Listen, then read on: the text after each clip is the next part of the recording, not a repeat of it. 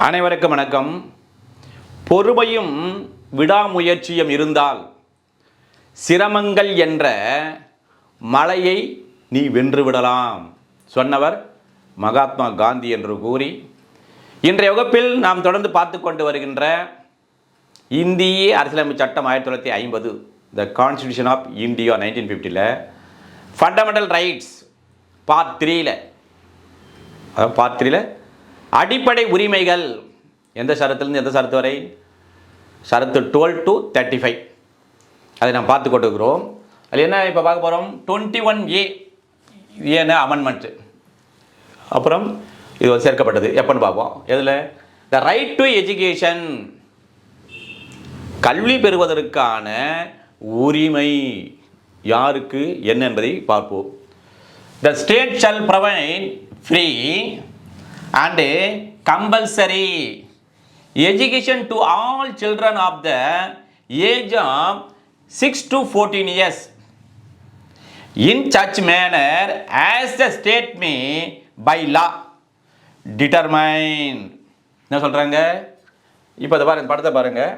Right to education, இவன் 14 வயசு, அப்போது 6லேருந்து 14 வயசுக்குள்ளே இதெல்லாம் புத்தகங்கள் இருப்பார். அது 6 வயது முதல் 14 வயது வரை இருக்கக்கூடிய அனைத்து ஆல் சில்ட்ரன்ஸ், அனைத்து குழந்தைகளுக்கும் என்ன பண்ணும், ஒரு சட்டத்தின் வழியாக சட்டம் எவ்வாறு சொல்லப்படுகின்றோ அந்த சட்டத்தில் உரிய முறையில் இயற்றி அந்த மாநில அரசாங்கமானது அவர்களுக்கு இலவசமாகவும் மற்றும் கட்டாயமாக கல்வியை வழங்குதல் வேண்டும் என்று சொல்தான் 21A ஆர்டிகல். சரி, எப்பொழுது இது அமெண்ட்மெண்ட் செய்யப்பட்டது, எப்பொழுது இது இந்த கான்ஸ்டிடியூஷன் இது வந்தது என்று சொன்னால், was inserted by 86th constitutional amendment in 2002. 2002 86வது திருத்த சட்டத்தின் மூலமாக இவை கொண்டு வந்து சேர்க்கப்பட்டது, புகுத்தப்பட்டது. ஆனால் எப்பொழுது இது நடைமுறைக்கு வந்தது என்று சொன்னால், வித் எஃபெக்ட் ஃப்ரம் 1/4/2010, 1/4/2010 முதல் இது அமலுக்கு வந்தது. இதன் அடிப்படையில் தான் பார்த்தீங்கன்னா ஆர்டிக்கல் 45 இருக்குல்ல, பார்ட் 4ல் டைரக்டிவ் பிரின்சிபல் ஆஃப் ஸ்டேட் பாலிசியில் 45 சொல்லியிருப்பாங்க.